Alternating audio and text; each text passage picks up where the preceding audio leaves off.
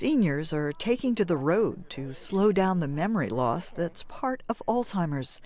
The 21 participants in a study run by researchers at Oregon Health and Sciences University are walking to places that remind them of their youth.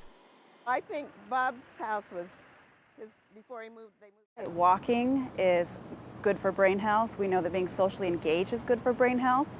And there's also memory work involved in this because they're looking at historical photos of the neighborhood, and they're all culturally celebratory. The study is called SHARP, which stands for Sharing History Through Active Reminiscence and Photo Imagery.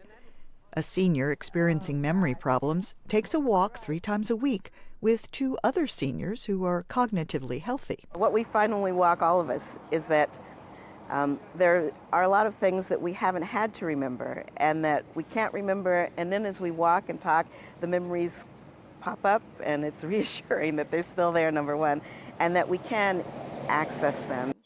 The groups use a map with directions that's loaded onto a tablet computer and follow the route through Portland's historically black neighborhood. At each stop, the group looks at old pictures and shares memories.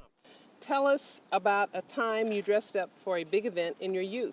All the study participants are African American, a group that is twice as likely to develop Alzheimer's or other types of dementia as white Americans. It's also a group that's not well represented in clinical studies.